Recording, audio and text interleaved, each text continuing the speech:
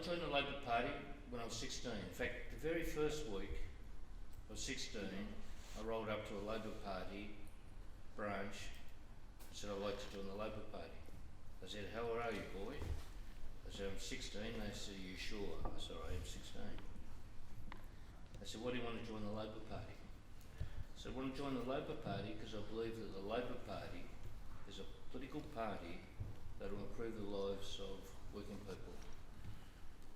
It will give them better wages, better conditions, a better place in this country. And it took a month or two, but I was accepted into the Labor Party at 16. I had choices. The rest of our family were to the left, I think, of the Labor Party. My mother actually gave me as a birthday present the 3 volumes of Das Kapital. And not many 14-year-olds get the honour of getting 3 volumes of Das Kapital. I did try to read it. I think I got up page 64, and then I realised that I could read the words, but I couldn't really understand it. But I never struck a chord with me. Never ever did strike a chord with me. What struck a chord with me was a Labor Party which just simply cared in pragmatic terms about people. As I said, in terms of this place, there are 2 great speeches which I think can define the role and the relationship of the Labor Party, both in the past and in the future. I was 16 years of age, and Stan Calder of the Timber Workers Union and Jim Simmons of the ACTU, as it was then, asked me to come to this conference in this room, and in particular here, a speech from a force of evil in the Labor Party, a person who was aspiring to destroy the left leadership and union-based strength of the party in Victoria. His name was Gough Whitlam, and he was the enemy that we had to confront. I sat up there, and Gough Whitlam walked in there. And when Gough Whitlam got to there, he set aside his speech. He said, I had a speech today, it was about the future of the Labor Party. He said, I'm not giving that speech. Because as I walked in today, I noticed that apparently there are 2 Labor parties. There's a Labor Party of men. Every delegate, bar none, was a male. He said, all the helpers out there are women. And he said, if you think you are a Labor Party, then I've got to tell you, you are not. If you think that a Labor Party, which can ignore half the population, can get to government, they will not. If you think that a Labor government will have no women, a Labor Party will have no women candidates and not be representative, then it doesn't deserve to be in government. And the delegates were stunned, absolutely stunned, by this voracious attack on the Labor Party itself. I went home and I told my mum, and my mum cried. Not a Labor Party member, never was. And she cried for one reason, that you cannot have a Labor Party. You cannot have a Labor Party that pretends to be a Labor Party that is not representative of the community, all the community, not just the selected handful, not just the power holders. It can't work like that. It is either democratic or it isn't, and there's nothing in between. The second most powerful speech I heard here was about unionism. It was not by a member of the Labor Party, it was actually by a member of the Communist Party, Laurie Carmichael. And his speech was about unionism. His speech was about the vitality of unionism itself. That is, you go to a workplace, you organise people into the union, you get them to campaign for a wage increase or an improvement in condition. That is the vitality of the union itself, which was a real power in a pluralist democracy. And what was important in that power was to give working people the opportunity to express their industrial capacity, to nurture them occasionally, to take it, to lead them. But it was a union which was the vitality of a pluralist democracy. That is, a member of the Communist Party arguing, in essence, for a pluralist democracy, and about unions being the key to it. The key to it.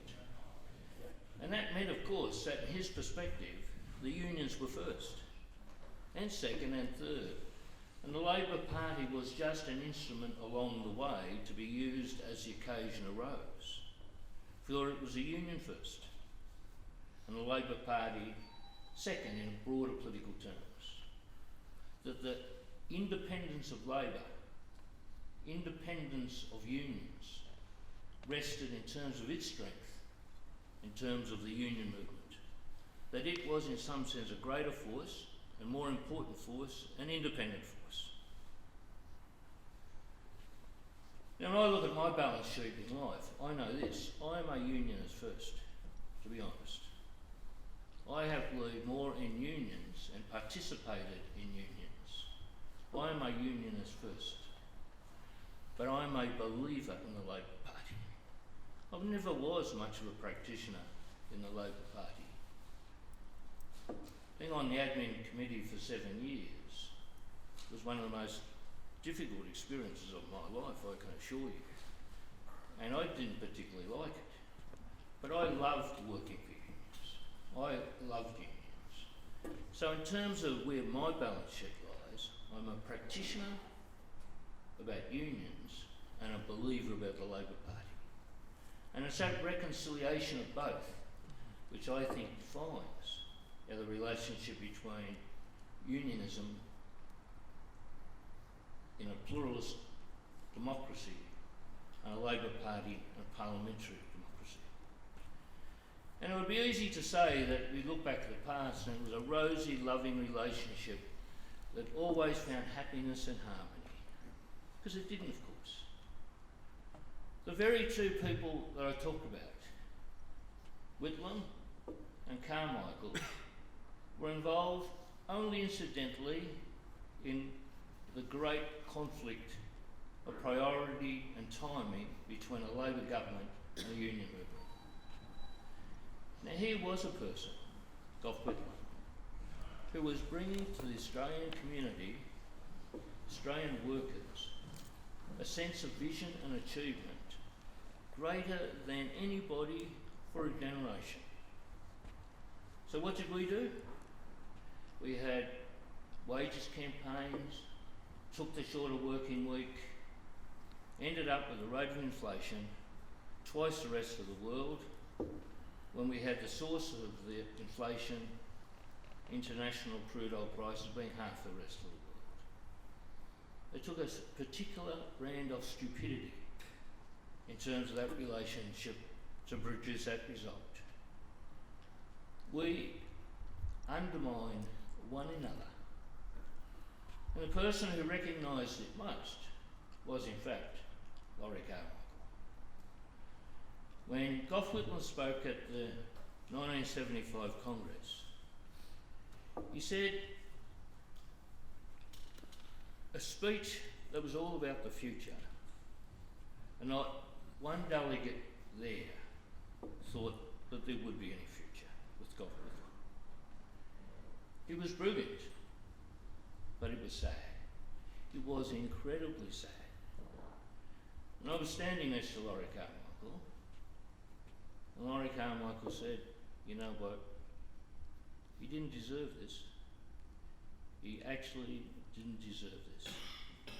Next time Labor Party is in power, we'll make sure that we are there for the big decisions, and we'll make the big decisions for all of the people. We won't repeat our mistakes." So that sense of the vitality of independence and a Labor government ratcheting up as it must as only it can, the standing and status of the disadvantaged in government. We weren't about to make that mistake again.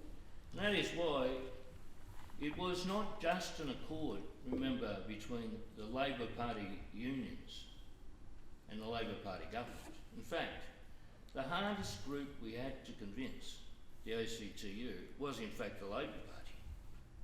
The only time we ever got defeated was at Labor Party conferences. We won the Communist Party Politburos, their little centralised groups. We won the DLP, the groupers groups. We won all the other extremes, but the Labor Party itself was the greatest difficulty. But we did win the majority. And within the Parliament, they were absolutely convinced that next time, and this time, it would be different. And we would work as constructively as we could, respecting one another's different and necessarily different strategies and commitments. Unions are an essential part of a pluralist democracy, and their strength is in the workplace, their obligations there, they are deeper than the Labor Party can ever be. And without unions, the democracy is weaker and the industrial capacity is weaker. But a Labor government has responsibilities greater than unions. They have responsibilities to the whole of the country. They have responsibilities to carry the nation forward. They have responsibility to people who aren't in unions. They have responsibilities for timescales which are often beyond the immediate requirement of a union. Sometimes they have to make the hardest decisions which are not in the interest of unions. Sometimes, as sad as it is, life cannot be that every decision a government makes will necessarily be in the interests of groups of workers wherever they may be. It just doesn't work that way. Now, I only say those things to give you a perspective of my view of the Labor Party. See, right from the outset, I've always had a different view than many people in the unions. I've had the view that I have always found it strange that you are compelled to be in a union if you join the Labor Party. I don't think that is the condition. If people had said to us in the unions that you're compelled to be in the Labor Party or vote for it, it wouldn't stand one chance of success. Not one chance of success. Because a relationship cannot be about just institutional pen-pushing and bureaucratic positions. You're in it because you believe in it. So I've never held that view. The second view I've never held is that unions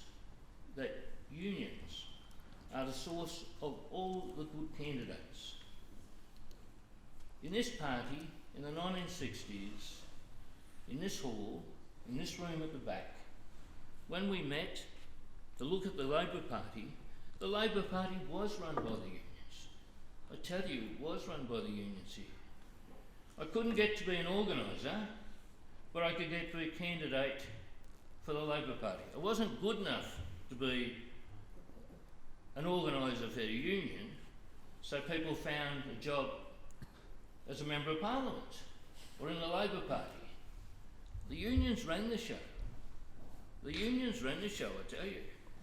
So unless you were a person who had the imprimatur of a cabal of senior union leaders, then you couldn't get a look in real terms. You couldn't get a look in. A woman was never a candidate. They just shared the spoils of seniority. And it was no way to run a political party. And a number of unions recognise that. A number of union leaders recognise that. that the unions had to make sure, working with others, to reform the Labor Party, to make sure that the Labor Party was attractive to others, to make sure that women who weren't in unions could get a fair show, that women candidates could get a fair show, that talent could get a fair show, that a John Button could get into Parliament, or a Mike Duffy could get into Parliament. Nobody who had a particular allegiance. And that was essential reform, to change the Labor Party to be more community, get talent in, to broaden it out, and not just be dependent on a handful of people who met in this building on a Wednesday or Thursday night who would share the spoils of office. But they would share the spoil of office not for victory, but for complacency, for defeat, because they were comfortable in defeat. Comfortable in defeat. I even heard speeches of how cynical Labor Party members, all they cared about was the Labor Party getting in government. So it was actually not a bad thing for a political party to aspire to get into government, just occasionally. Not every time, but just occasionally have a go at it. At least we might be able to do something. So I think that in terms of where we sit in terms of the arguments, unions are an integral and important part of this show, but they can never own it. Nobody can ever own it. Nobody should aspire to ever own it. It is not for owning. It is for participating and believing in. That is what defines it. The third thing that was important from where I sat, it never worried me really where people sat in a political perspective. I actually didn't care whether they were left or right or centre. I worked closer with Laurie Carmichael and the Communist Party unions than I did in reality with most of the left unions in the Labor Party. I didn't particularly care. What you care for is ideas. What you care for is a generation of ideas in which a party can adapt, adopt, promote and implement. Now those ideas are vital. Those ideas are vital. A union movement has one of the most important tasks, and that is to sustain a pluralist democracy. The Labor Party gives it dimension, gives it heart, it gives it vision, and it gives a long-term practical commitment. That is why when we did have the chance, when we finally got the chance in 1983 with a unionist in power, Hawke, who understood unions, had failed in many ways, frankly, in terms of the period 72 to 75, to give the Labor Party the sort of support that it needed to govern for a longer period, we weren't going to mess it up this time. So we negotiated immediately for national health care. The unions negotiated that as a conduit for the rest of the community, having fought for it with two major national disputes.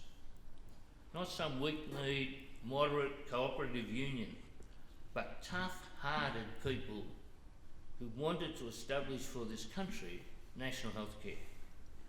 Hawke said it's 2.5 levy. Fine, we said, fine, no problems, we always knew that. Then he said, but you've got to give up a further wage increase. I said, all right, well, what is it? He said, another 2.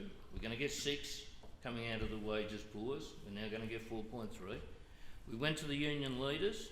We said, you know what we have to do? We have to pay for a national healthcare system. We have to pay 4.5%. We only had one union official in the whole of the country wasn't prepared. Not only one. Not any resistance. Why? Because they knew this was the time to do it. This was the time to do it. And if we didn't do it then, we don't know what the consequences are. Nixon said in 1973 in the United States, national health care is an issue that the time has come. 1973. Edward Kennedy said, but we want more. We want more than what you have on offer. They didn't get national health care. Do you think we were going to miss that opportunity? Unions were the conduit for the community.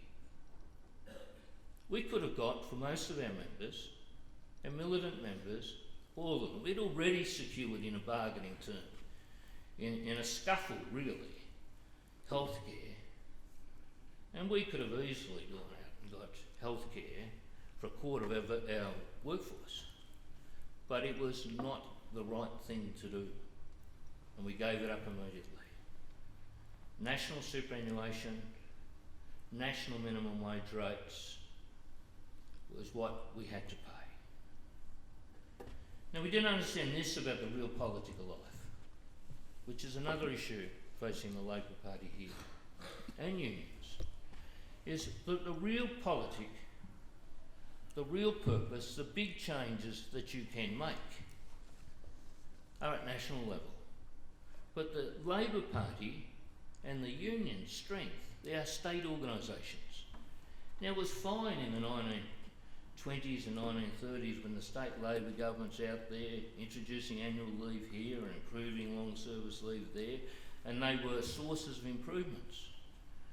But they hadn't been that for a long time, even in New South Wales, where they had power for a long time. So, if politics was going to shift to the national stage, and the national stage is where the big changes have got to be made, you have to make the unions into the national stage as well. And that is why we negotiated the Accord. That is why we had overwhelming support from unions, because they were involved in a real politic, real power, at where it really counted. They were playing on the MCG, the real political stage. They weren't playing in the local leagues anymore. But you can't sustain all the changes at the top. And if you're a Democrat and believe in it, and you believe ultimately the power of working people, there's only one place where that power can be most exercised, and that's in the union, in the workplace, fighting for their wages and conditions, doing what they're best at. So it surprised some, but not anybody who knew Keating or me, or for that matter had read one philosophical piece from Carmichael, that's where you had to shift power back before you lost it, as you inevitably lose power. So that power shifted. So I say all of those things because there's been a contest in time which, handled sensibly, has no problem. Handled badly can destroy the Labor Party and prevent it, even if it wins from governing effectively. So what does all that say in this current debate? It says for the Labor Party, grow the Labor Party itself. The Labor Party should be bigger, more members, more vital. It should be more representative of the community. Task number one. Secondly, make sure that the Labor Party itself has ideas that are contestable in an election and winnable chance in an election. Thirdly, the Labor Party has to genuinely believe in democracy. It is no easy task to give away power. It is no easy task to sit here, come to work one day and say, we're not determining that, we're not doing that, we're not determining this wage rate or negotiating that. I think the ACTU had more power at any time of its history when I was there. And I probably had more power than any other single union official in history. But power is nothing for itself. It is only for purpose. And if what you really believe in democracy, you've got to get people involved. So the third thing is to make sure when we have candidates who have the support of a mass party, a lot more people in it, when they say yes, they want this candidate, the Labor Party says yes. You don't have a group of people sit around and say, well, I actually don't like that choice. And 60% or more of overwhelming participatory membership in elections say that they want a candidate, the Labor Party says yes. Otherwise, why go? Why be involved? Why be involved in the debate and the numbers and the energy and activity if what you have is say, no, the Politburo has met, the Global has met, we don't like that, we'll have some other person. We'll have some other person. If you genuinely believe in democracy, you make sure when there are sufficient numbers, not just a handful, because it doesn't work, when there are sufficient numbers, their say counts. The third thing is to make sure that the process of selecting the best candidates are continued. Now, sometimes it works. Let's be honest. The electorate sometimes can pick some very bad people. They can. And sometimes the party doesn't have enough good people. And occasionally you have to say, we want these people in the party and we want them in the positions. That degree of commitment and sustenance has to continue. You must have a more flexible view. I'm not against factions. I've never heard of debate. I've never heard of a society, a pluralist democracy that doesn't have factions. Must be some fantasy land somewhere. Everybody has factions. Football clubs, by and large, have factions. The local churches have factions. It's just inevitability of politics. And I think people, great people, have written great essays about that. But there is something which says membership vote count. If we're running a Senate ticket, go to the members. Ask them, who are the best candidates? Get the best slate of candidates. And when the party says no, these are not going to be the candidates, we want somebody else, make that an almost impossible decision. Because the Senate can be a great place to review policies. Paul Keating and I think we only had 2 disagreements. Perhaps a couple more, but only 2 or subjects. Only 2 are real subjects. He didn't like regional strategies and he didn't like the Senate. I said to him, thank God occasionally we got the Senate, mate. Just occasionally to ameliorate some of the stuff that's going on. The Senate should be a place of pride for this party. To get the best, put the slate up, that should be determined by the rank and file. And the final thing is this. See, I believe in democracy. I genuinely believe that people can make really good decisions and can represent their communities effectively. Now, there is a difference between Paul Keating and me. I said to Paul, I'm in favour of regionalism. I'm in favour of a view in which you recognise that not all the political leadership is in unions, the Labor Party, that within a whole lot of the communities are very good people who are the best advocates for their community, the best advocates for their region, understand what they want. So I would give candidates of the Labor Party a regional slate. I would allow them to go to their communities and say, what do we stand for? What do we stand for? What do we want? And I would give them that opportunity to participate in that. Because I see this as a world. Now whether I'm right or wrong, I see this as a world. I see an internationalisation occurring. I see the big issues being dominated necessarily as you establish a framework for politics. And I see what is important locally and regionally as people adjust to that process, is their own local lives, their local communities. They are the 2 great political pressures that we've got to be in. They're the 2 great political games. That's not to say that state governments are irrelevant. That's not to say that. That's not to say that you need another layer of government. What Andrews did at the last election was clever. Had a few policies, this is not black. Had a few policies that people sort of understood, but he had a local slate too. You could see at Eltham, where I live, the impact of the local candidate. The Liberal Party, it was actually not a bad person by all accounts, running this state campaign, but what was accruing in political weight was in fact the local campaign, the local schools, the local hospitals. They got it too late. The Labor Party got the break on them and they couldn't get it back.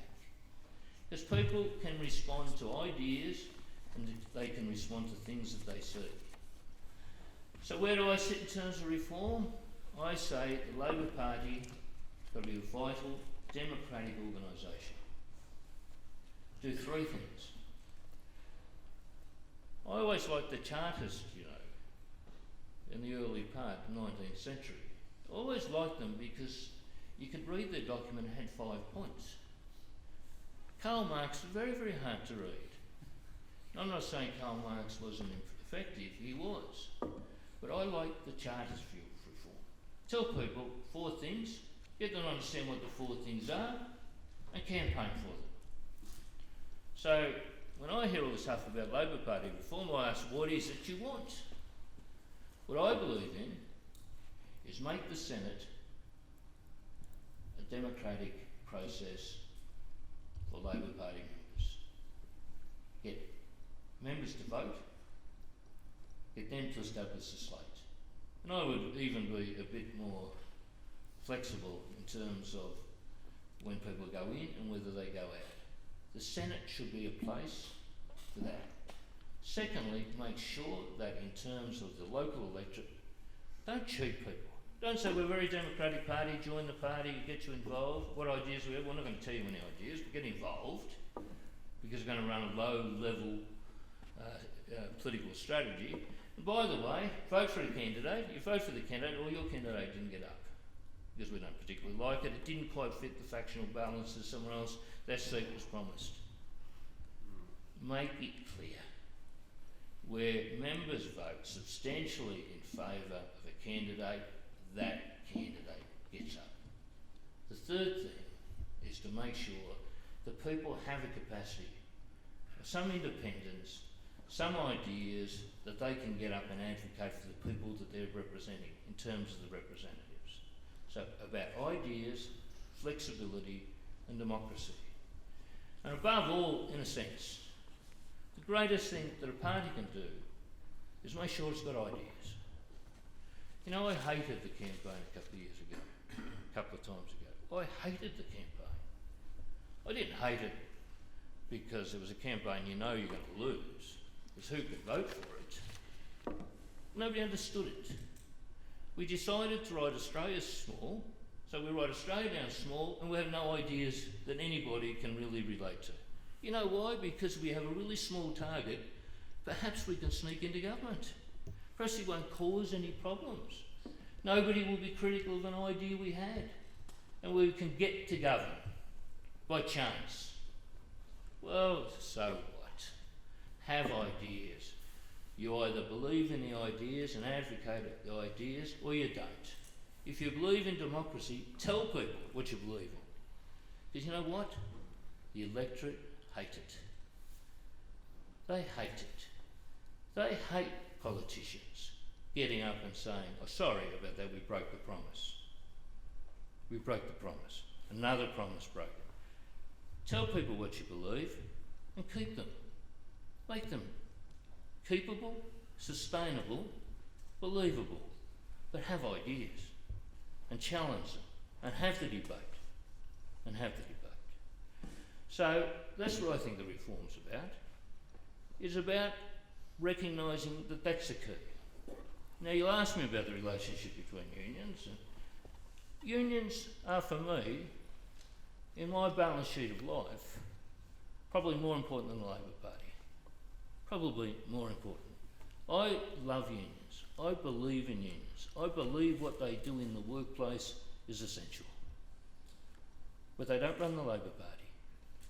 Just merely because the relationship has existed for a long time and should always exist, they don't run shows. They don't act anyway as some unified whole. They don't. They're an essential part of a modern Labor Party which is democratic. So I've never worried about the 50-50. I've never worried about those things. I've only worried about the key things, the way you believe in the Labor Party. So I said at the start, in practice, my weight in life has been for unions. In terms of the Labor Party, I am just simply a believer in the Labor Party. I honestly believe that the Labor Party is the most important political agent for improving the living standards, our standing and status as a nation, our own sense of independence, our own vitality. They're the two things. Are they irreconcilable? They're not. They are not irreconcilable. It just needs a bit of common sense, pragmatism, and one overwhelming concern. None of it matters. What matters is what you do. What matters is what legislation you pass. What matters is what jobs you keep and the living standards of working people. Now, people are critical of the court, and I'll just conclude on this. But Keating, Hawke and I and others, Carmichael and others in the union made the biggest, boldest decisions in the history of this country in industrial life. We traded off wage increases unashamedly, and honestly. We said to workers, you're not getting the wage increase, you're getting superannuation, you're not getting wage increase, you're getting healthcare. Unashamedly, we said that. And we said, if you move to enterprise bargaining and unions are vital, then your living standards will improve. And have they ever? Have they ever? I don't know why people give unions such a hard time, really. I just can't understand it.